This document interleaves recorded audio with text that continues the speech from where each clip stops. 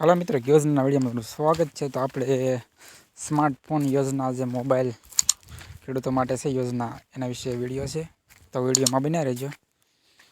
તો આપણે સ્માર્ટફોન સહાય યોજના છે ગુજરાતમાં લાગુ છે અને ગુજરાતના ખેડૂતો માટે છે। અને સ્માર્ટફોન જેમાં 40% છે, 6,000 રૂપિયા, બેમાંથી એક તમને 6,000 રૂપિયા સુધીની સહાય મળે છે।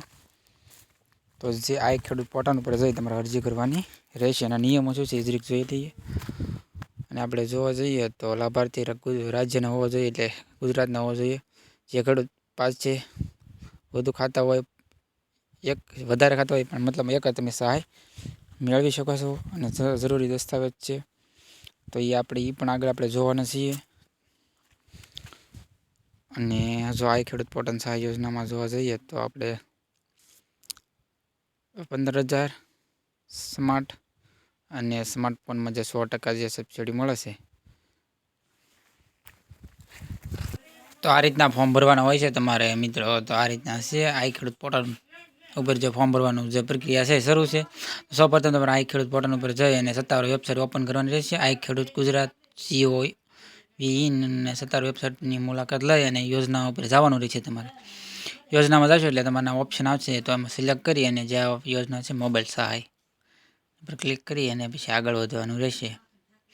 પછી જરૂરી ડોક્યુમેન્ટ આપણે આગળ જોઈએ છીએ કયા ડોક્યુમેન્ટ જોઈએ, તો એ તમારા બધા ડોક્યુમેન્ટ છે ઓનલાઈન અપલોડ કરવાના હોય છે।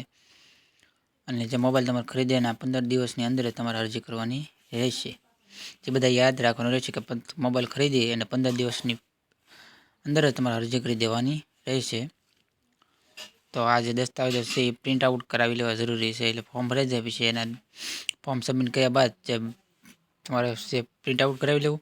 ખેડૂત ખાતા ધારકના આધાર કાર્ડની નકલ અને રદ કરેલ ચેકની નકલ, બેંક ખાતાની પાસબુક જોશે, ખરીદી લીધેલ ફોર્મ જે મોબાઈલ સ્માર્ટફોન છે GST બિલ જોશે, મોબાઈલ IMEI નંબર જોઈશે, ખેડૂતની જમીનનો દસ્તાવેજ અને જે 8A છે એની નકલ પણ જોઈશે। તો આ રીતનો જે સહાય યોજના વિડીયો હતો, તો આપણે આ રીતના વિડીયો પૂરો કરીએ અને નવા વિડીયોમાં પાછા મળીએ। તો ત્યાં સુધી લઈએ રજા।